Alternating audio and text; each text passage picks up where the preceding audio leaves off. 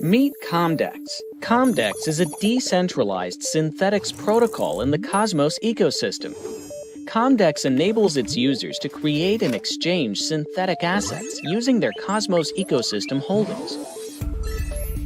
These synthetic assets open the door to limitless global accessibility and liquidity, democratizing finance by bridging DeFi and CeFi. Okay, cool. Welcome everybody. Thanks for joining us here. Also, big thanks and shout out to the Comdex team and everybody who organized this, put this together. I always love when the community comes together and all the different teams in Cosmos. I think that's something very, very unique about the Cosmonaut community and all the projects involved. So we just had the Cosmoverse conference in Lisbon, which was absolutely amazing. And there's a lot of familiar faces here on today's event as well. So yeah, really love this vibe in the Cosmos community. But yeah, we have a lot of faces here today, also a couple of new faces. So before we go into a couple of topics about your Cosmos journeys and your thoughts about certain things and also what you guys are working on, maybe who wants to start? Maybe Rudraj, can you start and give a little bit of introduction of yourself, what you work on, and some introductional thoughts. Perfect. Again, a big shout out to the Comdex team for putting us all together. And as Cryptocitio said, a lot of familiar faces. I'm really glad to be here. So good to meet you, everyone. I'm Rudraj. I work with Persistence, and my official journey with crypto started out pretty much at the same time as it did with Persistence. Of course, apart from some exposure into crypto as a whole before that. And here at Persistence, I look at strategy, business development, and research, majorly on the proof of stake side, and talking about the liquid staking product that we have, there's P-Stake. For that, I look into mechanism designs and look at the overall project management of sorts. So yeah, that is me. Good to be here, and thanks for having me on. Yeah. Awesome. Maybe Dan, if you want to continue. Yeah, thanks, Rudraj. I'm Dan. I'm the co-founder and CEO of Exidio. And so you probably know the brand Sentinel represent. So Exidio is the development arm building on the Sentinel network. So you can think of us more as the company that's building the products and services that connect to Sentinel. And Sentinel is a DAO, right? Sentinel is a peer-to-peer marketplace for anyone to route traffic through someone else's node and get end-to-end encrypted VPN access, so decentralized VPN. And so my role at Exidio is a little bit of everything, put on a lot of different hats, check on development, help making with progress and project management for the products we're bringing to market. We have mobile applications that are getting launched ASAP this month. We have desktop applications that are getting launched next month. We have another desktop application we're launching for offering bandwidth to the network. So we're making it easy for consumers to be able to get access to decentralized VPN. And as the CEO, I'm helping with leading the development of these projects, leading hiring and managing people. And I'm also working with all of our external partnerships, and then also doing some of the communications and face. As Cryptocitio mentioned, we had an awesome time at the conference at Cosmoverse, and it's really cool to see the whole Cosmos community come together. And I'm here for it. Awesome. And then we have Seth here from Mind Your Biz, fellow crypto YouTuber. Please tell us a little bit about yourself and share your introduction. Sure. So my name is Seth, but I go by the alias Mind Your Biz and run the website mindyour.biz, and then have the vertically integrated crypto brand Mind Your Biz. And started my crypto journey later than I would have liked to. I was aware of Bitcoin in 2013. It kind of made waves in the tech circles that I was working in at the time. Worked very closely with the global master trainer team at Samsung Telecom USA, and did the new hire orientations for other people, mostly focused on sort of consumer technology, right? So with them, after that, worked the retail team for Google. After that, worked the retail channel partner team for Microsoft. And so it's kind of funny. Sometimes in my videos, there are still people who remember me as that guy that they saw in a tutorial video for when Windows 10 launched. And so I guess I'm working more towards the open source and cryptocurrency space as a form of penance for all of what I perceived as an evil in promoting centralized and maybe highly surveilled platforms. So, but I've enjoyed every minute of it, and I'm just here for the journey. Love seeing the biggest players sort of, like, we haven't been able to successfully pick winners, I think, over the last several years. It's been a question of building. And so I've enjoyed learning about Cosmos. First exposure was, I guess, in 2018. I started hearing about Tendermint as a protocol, as a consensus protocol, and as a potential successor or, complement to EVM style chains. And I've just been fascinated ever since. So appreciate you having me on the panel today. Awesome, yeah. And Godswill just typed here in the chat, Cosmos is surely going to explode. Yes, it will, definitely. Also because there's a lot of projects coming up and they will all be interconnected through IBC. One of the big ones and everyone is anticipating, and there has been some giant news yesterday or the day before, is Umee, right? So Brent, glad to have you here. How is everything going? And yeah, for those that don't know you, please introduce yourself. Yeah, certainly. And yeah, really great to see everyone here. Thanks, Cryptocitio. Yeah, hey, everyone. So I'm Brent. I'm the founder of Umee. Umee is a cross-chain DeFi protocol that interconnects between the Cosmos and other blockchain ecosystems. And we're building out a suite of DeFi tools that can interact with the broader Money Legos ecosystem. And, as Cryptocitio mentioned, we just announced the CoinList sale yesterday. Very exciting stuff. Prior to Umee, I was the head of strategy at Tendermint, helped build out the Cosmos ecosystem, and brought lots of projects like DEXs, built out IPC, and built out different bridge protocols. Prior to that, I was an early employee at Consensus, the software company. So joined Consensus when it was 30 people, helped build it from 30 to 1,200 in the early days. I was in some of the early meetings with Vitalik, Joe Lubin, my boss at the time, Heiko Hees, Andrew Keyes, early Ethereum folks from Coinbase and miners during the time of the DAO hack, and had a chance to listen to Vitalik's ETH 2.0 vision back then. He called it Serenity. And I'd say that's one of the reasons I like Cosmos so much, because he was pitching proof of stake.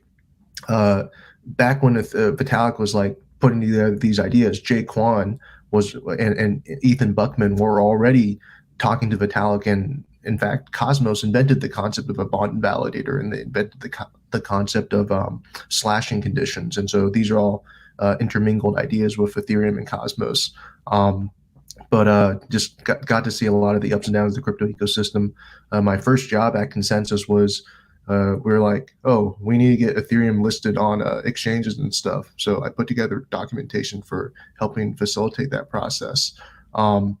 But prior to all this, I traded bonds, specialized in MBS products. I'd say that Umee's kind of an amalgamation of Ethereum DeFi, Cosmos proof of stake, and cross-chain, plus many concepts from the bond and debt world. And we're pretty much building a base layer DeFi protocol. Excellent. Yeah, awesome. And I think we have one more person here, right? Siddharth, please go ahead and introduce yourself. Thank you so much, Cryptocitio, and thank you all of you for joining us today. Most of you would know, actually, Chango was supposed to be joining us on this panel, but unfortunately, due to technical difficulties, we weren't able to have her on. But I'm confident in the future we'll have more such events where we'll have more folks from the Cosmos ecosystem speak, and I'll make sure we have Chango join us and attend, because we would all love to hear what she has to say about what we're about to talk about today. So just a bit about myself. I lead Comdex as COO. With Comdex, we're building a decentralized synthetics protocol on the Cosmos ecosystem. Prior to working with Comdex, before we started the synthetics protocol, we were doing the enterprise trade platform, which was facilitating real-world commodities trade. That was my first sort of foray into the world of blockchain and crypto. But prior to working in crypto and blockchain, I have experience working in traditional finance. I've worked in wealth management in Canada, and I've also worked in an investment banking arm of a Big Four consulting firm in India. So it was my experience in the world of traditional finance and the realization of everything that's going on in the crypto ecosystem and the crypto space that sort of created the FOMO in me, that made me want to make the leap and jump to the good side, as I like to call it. So that's how I came here, and that's me. Excellent. Yeah. And I think over the past few months, since Osmosis took IBC to the masses, basically, we've seen an explosion in demand. The community grew really fast, and overall, I feel like we're getting a little bit more hype with Cosmos. That's something we urgently need. But it has not always been like this, right? So maybe can all of you share in a few sentences, what is your Cosmos journey been so far? How did you stumble upon it? What got you hooked to say, hey, this is cool, I want to be part of the community, I want to build on it? You're all builders, right? And me and Seth, we're also content creators. So what is the thing that really got you hooked? And Brent, especially, maybe we can start with Brent, because you came from the core Ethereum part, right? And then kind of like you somehow got into Cosmos. So yeah, Brent, maybe share some thoughts on that. Yeah, certainly. I got some perspective here. So I think one way to look at it is that, let's say Ethereum 2.0 failed, like it wasn't able to launch. You'd get this sort of like ETH 1.5 with like sharded execution environments. You'd have rollups, and then you have data availability, sort of this ETH 1.5 world connecting between a proof of work Ethereum with a proof of stake one. That's what Cosmos is. Cosmos is representative of that ecosystem. We have different zones, can be shards interconnected by IBC. We have a bridge that connects between a fast finality network with a probabilistic finality network in the form of different like gravity bridges. Cosmos represents that vision. And in my introduction earlier, I talked about how, when Vitalik was coming up with proof of stake, like they were talking with Jaquan and Ethan Buckman about all these ideas. And a lot of these proof of stake ideas originated with Jay and Ethan. And so that's why, we see Cosmos, built the way it is today. It's a functioning proof of stake protocol, and that's what I'm just extremely excited about, especially IBC, just best communication protocol in all of blockchain.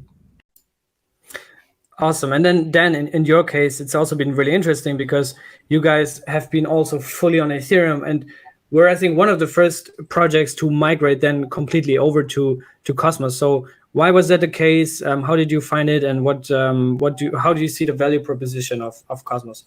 Yeah. So and it's also the journey of Sentinel and the Sentinel making the project, and also kind of my personal journey. I wasn't as deep into Ethereum as being like one of the earlier members at Consensus, but I've always been active in the crypto ecosystem, and I was very involved in Ethereum and EVM chains, and I'm still excited and hopeful for Ethereum 2.0 to launch. And I do think that a lot of the success that happens and grows within the blockchain ecosystem will eventually migrate its way over to Cosmos and connect to IBC. But Sentinel realized early on that it needed to get the protocol live and needed to bring it to market. And there were a lot of excited developers. I actually wasn't a part of the initial development team for Sentinel. I was always an early community member and big supporter and kind of community champion back at the end of 2017. And during that time in early 2018, once they got the protocol live, the early developers had doubts around the architecture and sustainability of being able to keep a ledger of all the different bandwidth providers that are offering their bandwidth to the network available on a ledger on Ethereum. So at that point, they were looking for different architectures and doing a lot of research into a lot of different layer ones, and found that the Tendermint consensus made a lot of sense, and that then they looked into the Cosmos SDK and realized that would be the proper chain for Sentinel to be able to have independence and to be able to have sustainability long term.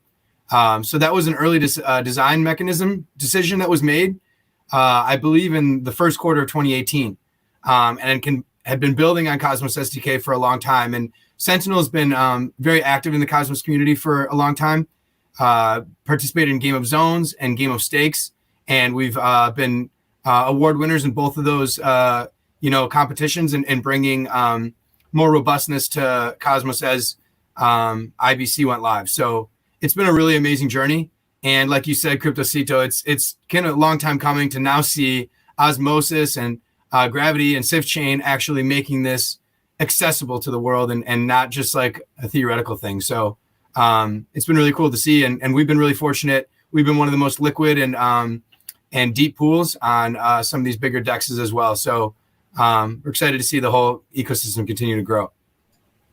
Awesome. Yeah. And I think it's also an ideological thing that got a lot of people hooked. At least that's what brought me into Cosmos. Is like when I saw this rise of chain tribalism and maximalism, I'm like, man, this is not most likely not the outcome of where crypto and blockchain and the whole DLT industry is headed.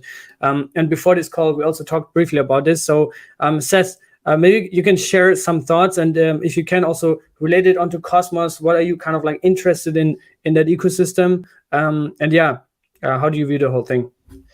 Well, hey, first off, I appreciate again that you guys are having me on this stream. We have so many great builders, so I'll be brief because as a content creator, frankly, we're trying to expose the great work of builders. So, in a brief overview, the thing that has me most excited about Cosmos ecosystem and IBC is the extension of all of the value that was built before, right? So we're standing on the shoulders of giants, so to speak.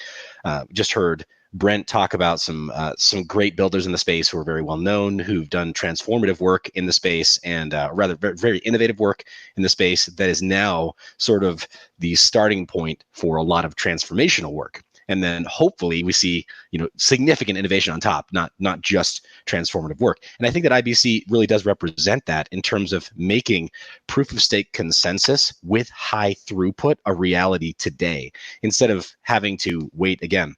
I built my content channel on proof of work mining content, and primarily GPU mining content, which of course spoke very directly to the Ethereum community. And so kind of waiting for the other shoe to drop, right? Where we keep hearing announcements of, as was mentioned before, Serenity, and then it finally got a name of Ethereum 2.0. And then we were told, it's coming. So miners, you're on notice. We're going to start cutting rewards, and we've got all these other mechanisms to wean ourselves from proof of work. And for my part, it's been enough advanced warning that those of us who've been focused on proof of work, we've sort of realized, okay, we may be able to continue this as a business pursuit. We may be able to continue this even at scale as a business pursuit, but we kind of have to face the realities that there are other options. That whether or not, I don't want to get political about it, whether or not you believe the narratives about, conservation and the ecological superiority of proof of work versus proof of stake, don't want to go there. But regardless of your views there, if you're involved in proof of work, you have to respect the fact that proof of stake is established and working now. And the builders that we have on stage here, they're just proof of that. So yeah, it's affected my content stream in a significant way to just have to pivot and realize, okay, if I want to highlight significant innovative work that transforms some of the best that blockchain and DLT has had to offer to date, I have to focus on Cosmos. I have to focus on IBC. Like, even if I didn't want to, logically, I'm forced to. There's really no other place that I can go to find the same level of innovation. So yeah, hopefully that answers your question. Yeah, and I think proof of stake is a reality. So is also IBC and interoperability. And I think that's also the next big thing in the whole industry, because we need seamless connections between ecosystems. We only have, unfortunately, 1.5 minutes left. So I'll do a quick question for both Rudraj and Siddharth. What do you guys think? What is the kind of like, where's the most innovation going to happen within the Cosmos ecosystem over the next, say, 3-6 months? And I know you both are working in distinct fields, so maybe you can share some insights on that. I'll make it very quick because I want Rudraj to speak about liquid staking as well, which is part of my answer to your question. In terms of all the big things that's going on in Cosmos since I have joined, I've kind of actually lived it through other people, through other builders that I've known and seen their journey of what they've built. And that's been my early experience of how I experienced what has happened in the Cosmos ecosystem.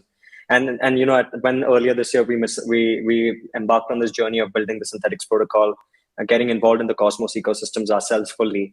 That's when I started to truly experience what this ecosystem holds. And there's a lot of headroom to be tapped into with everything that's yet to come. But this year has been tremendous for Cosmos and everything that's come, and it has been driven by projects like Persistence, which Rudraj will shortly talk about, I'm sure, with what they're doing with liquid staking, this is what's going to drive revolution and innovation in the space. So Rudraj, I would love to hear about it from you as well. Yeah, sure. Thank you, Siddharth. Yeah, so in terms of the innovation happening within the Cosmos ecosystem, the question really, targeting innovation happening in a particular front, really, undermines the overall innovation happening, and not just at the app layer, but at the underlying protocol layer itself, where in the conference also, there were so many interesting talks about interchain security, interchain accounts, and chain registry, and a bunch of other protocol layer technology innovations that are essentially going to drive innovation on top of it. And coming to the app layer itself, again, a bunch of innovations happening on different fronts. Let's say with AMM, we have Osmosis wonderfully driving user experience of the interchain ecosystem growing within Cosmos. Gravity Dex has been beautifully, doing with the model of equivalent swap pricing model against the CPMM. Something, again, as Siddharth mentioned, that is particularly interesting to me and